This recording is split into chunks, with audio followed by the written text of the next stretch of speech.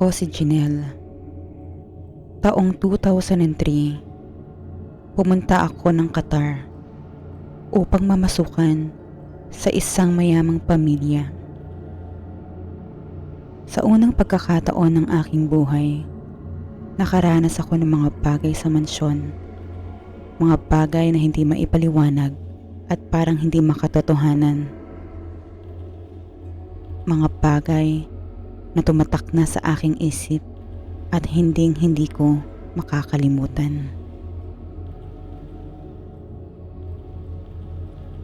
Kapag iniisip ko ang mga unang gabi ko sa bahay na iyon, hindi ko kayang ilarawan ang takot na nararamdaman ko. Ang lahat ay tila normal na aspeto ng bahay ay biglang nagbago tuwing ang araw ay matatapos at ang gabi ay magsisimulang bumalot sa amin. Parang may puwersa sa bawat madilim na sulok na para bang binabantayan ako ng isang presensya na hindi ko kayang makita pero ramdam na ramdam ko ito. Tuwing 10 oras ng gabi, ang mga hakbang ang naririnig ko mula sa madilim na pasilyo. Kakaibang mga tunog, parang may mga kaluskos, mga bagay na gumagalaw kahit walang ibang tao.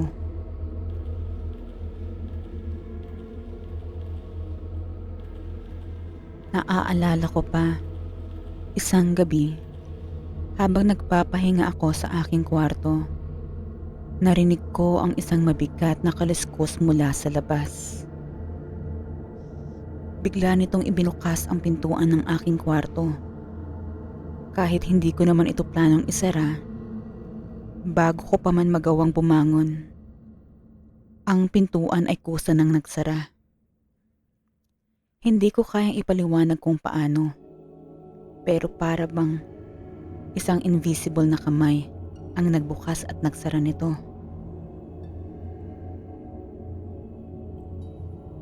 Tapos, may mga oras na parang may malamig na hangin na dumadaan sa kwarto ko. Isang hangin na hindi sanay sa init ng desyertong klima. Ang presensya sa paligid ay parang nagpaparamdam at bawat segundo ay parang may nagmamasid sa akin mula sa madilim na kanto ng bahay. Sinubukan kong pigilin ang takot, pero hindi ko kayang alisin ang pakiramdam ng malamig na hangin na dumadampi sa balat ko, na para bang may malamig na kamay na humahapo sa katawan ko.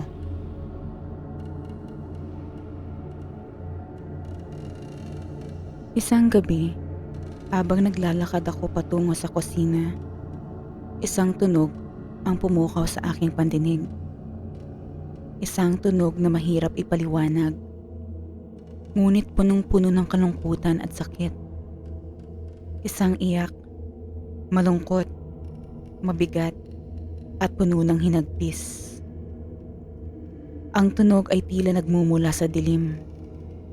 Ang bawat hagupit ng kanyang alon ay dumadapo sa aking pandinig. At sa bawat hakbang ko, nararamdaman ko itong lumalapit. Tila isang bagay na sumusunod sa akin. Hindi nakikita, ngunit tiyak na nararamdaman.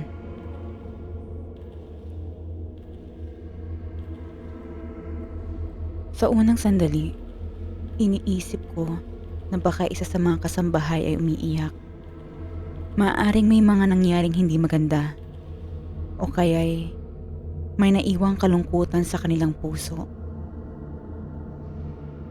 Ngunit, habang ako ay unti-unting lumalapit sa pinagmumula ng tunog, unti-unti ko nang nararamdaman na hindi ito karaniwang iyak. Wala nang pagkukunwari. Walang anumang saglit na tinig ng tao, kundi isang malalim na pighati. Parang ang buong mundo ay nagluluksa sa isang bagay na hindi kayang tuklasin ng karaniwang tao.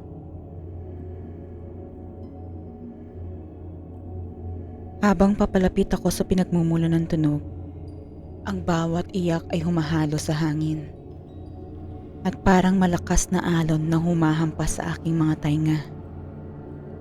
Ang tunog ay umaabot mula sa pinakamalalim na bahagi ng aking kaluluwa. Nagsimulang mangilid ang aking mga luha. Ang bawat iyak ay parang isang dagundong, umaabot sa kaloob-looban ng aking puso. Hindi ko na kayang baliwalain ang nararamdaman kong takot. Tumigil ako saglit. Hindi ko alam kung ano ang hinahanap ko. Ngunit sinusubukan kong silipin ang paligid, pero wala. Wala akong nakikita. Ang lahat ng bagay ay natatakpan ng madilim na pagkakasalimuot ng gabi. Wala akong naririnig na ibang tunog, maliban sa patuloy na pag-iyak na parang isang babaeng nawawala ang kaluluwa sa paghahanap ng kapayapaan. Habang unti-unti kong nilalakbay ang malamig na pasilyo, nagsimulang sumabay sa tunog ng iyak ang mga kaluskos. Mga tunog na tila nagmumula sa mga dingding o kaya'y mula sa likod ng mga pader, na parang may mga yapak na nagsusundan sa bawat hakbang ko. Ang mga yapak na iyon ay malalakas at mabibilis, ngunit hindi ko makita ang sinuman sa aking paligid. Ang tunog ng mga hakbang ay patuloy na dumadapo sa aking pandinig, nagpapataas ng aking kaba at nagbubukas ng isang nakakatakot na pakiramdam. Pakiramdam na parang sinusundan. Habang patuloy ako naglalakad, nararamdaman ko ang presensya ng isang bagay sa aking likuran. Tila may isang nilalang na sumusunod sa bawat hakbang ko. Ito ay papalapit ng papalapit. Ang presensya na ito ay hindi ko kayang takasan. Hindi ko man ito makita, ngunit ang bawat kaluskos ng mga yapak na tila sumusunod sa aking likuran ay nagdudulot ng kakaibang takot. Parang may isang malamig na hangin na dumadampi sa aking balat at ang aking katawan ay nag-uumpisang manginig. Pilit kong binabaliwala ang takot. Ngunit habang lumalapit ang tunog, ang mga hakbang na naririnig ko sa likod ko ay naging mas malinaw, mas mabilis, tulad ng isang anino na sumusunod. Hindi ko makita, ngunit ramdam ko. Tumigil ako saglit. Hindi ko kayang tiisin ang takot na bumabalot sa akin. Ngunit kahit anong gawin ko, hindi ko pa rin maiwasan ang pakiramdam na ako'y pinagmamasdan ng isang nilalang na hindi ko kayang tawaging tao. Habang iniisip ko kung ano ang susunod na gagawin, nagtaglay ng malalim na katahimikan ang paligid. Bawat ugong ng aking paghinga ay tila sumasabay sa mga tunog ng yapak na patuloy na sumusunod sa akin. Wala akong nagawa kundi magpatuloy sa paglalakad. Ngunit sa bawat hakbang ko, parang invisible na puwersa ang humahawak sa akin. Itinutulak ako na hindi ko kayang kontrolin. Ang takot ay nagsimulang mangibabaw sa aking isipan. Hindi ko na alam kung saan ako pupunta o kung ano ang mangyayari sa susunod. Alam ko lamang na hindi ko kayang tumigil dahil sa bawat segundo ng aking paghinto, ang mga kaluskos at ang mga yapak sa likod ko ay magiging mas matindi. At baka Hindi ko na kayang humarap sa kung ano man ang naghihintay sa dulo ng madilim na pasilyo. Dinala ko ng mga paa ko sa malaking sala. Nang makalapit ako sa dulo ng sala, nakita ko siya. Isang babae, nakatayo sa tabi ng malaking kurtina. Ang katawan niya ay balot ng dilim. Hindi ko siya agad nakilala. Dahil ang buong paligid ay tila umiisa sa buo niyang katauhan. Tanging ang kanyang maputlang mukha at mga mata na walang buhay ang aking nasilayan. Mga mata na parang sumusubog makahanap ng tulong, ngunit walang makakita. Para siyang isang multo, isang kaluluwa na hindi pa matahimik. Ang mga mata niya ay nakatagos sa akin. Malalim, puno ng hinagpis. Hindi ko alam kung anong nangyari, pero sa pagtitig ko sa kanya, ang mundo ay parang napakabigat. Parang isang matinding puwersa ang humahatak sa aking katawan na hindi ko kayang labanan. Naramdaman ko ang malamig na hangin na dumaan sa paligid ko, at sa bawat paghinga ko, para bang ang hangin ay may kasamang presensya. Hindi ko kayang matukoy kung saan ito nanggagaling. Para bang ang aking katawan ay natatakpan ng malamig at nakakatakot na presensya.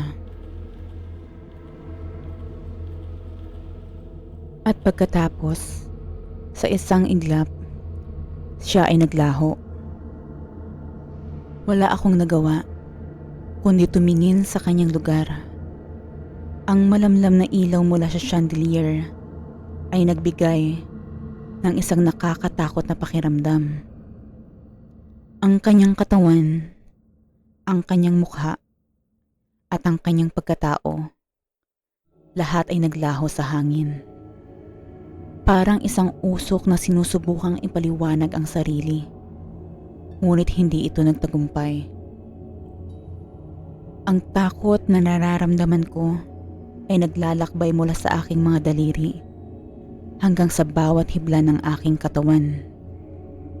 Ang hangin na dahan-dahang humahaplos sa aking balat ay nagbigay sa akin ng isang pakiramdam na hindi ko kayang ipaliwanag. Parang may ibang kamay na humahaplos sa akin, at ang bawat segundo ay tila tumatagal ng isang siglo. Habang pabalik ako sa kwarto, parang may kung anong hangin ang humihigop sa akin. Walang ibang tunog na marinig kundi ang hangin sa paligid. Mabilis, mahirap huminga, at parang may nararamdaman akong presensya sa aking paligid. Hindi ko na kayang magpikit. Ang mga mata ko ay nananatiling magbukas, ngunit ang mga anino ay gumagalaw sa paligid ko. Habang ang katawan ko ay nag-uumpisa ng manginig, naramdaman ko ang malamig na hangin na tila pumapasok sa kwarto ko. Isa itong malamig na simoy na parang isang pader na sumasakop sa buong paligid. Ang hangin na iyon ay hindi normal. Ang bawat hinga ko ay parang sinusundan ng malamig na daliri na dahan-dahang humahaplos sa aking leeg, sa aking balat. Ang katawan ko ay para bang hindi ko na kayang kontrolin. Tinutukso ako ng takot, at sa mga oras na iyon, wala akong ibang maisip kundi ang takot na posibleng wala na akong magawa. Ngunit ang pakiramdam ko, habang ang hangin ay patuloy na dumadampi sa aking balat. Dahan-dahan akong sinasakal ng hangin na ito. Kinakapos ang aking hininga. Hanggang sa dahan-dahang nanilim ang buong paligid. At tuluyan akong nawalan ng malay. Nang kadiliman ng aking diwa, narinig ko ang mga panaghoy. Mabilis kong minulat ang aking mga mata. Bumungad sa aking napakalaking chandelier. Nasa may sala ulit ako ng mansyon. Mahinahon akong bumangon. Nakita ko na may isang babaeng nakalupasay sa sahig, malapit sa may bintana. Naroon din ang iba pang kasambahay at maging ang amo ng bahay. Takot na takot ang mga itsura nila. Sinubukan kong tanungin kung ano ang nangyari at kung sino ang nasa sahig. Ngunit walang sumagot. At lahat ay nakatitig lang sa babaeng nasa sahig. Nanginginig man, dahan-dahan akong lumapit. Nanlaki ang mga mata ko. Tuluyang huminto ang oras. Ang babaeng walang buhay. Walang iba, kundi ako. Nanginginig akong napaatras. Hanggang sa naramdaman ko ang napakalamig ng mga kamay na dumapo sa aking balikat. At malamig na bulong sa akin. Huwag kang mag-alala. Makakasama kita dito sa mansyon. Marahan kong nilingon ang pinanggalingan ng boses sa likod ko. At nakita ko ang pinakamasamuot na katotohanan.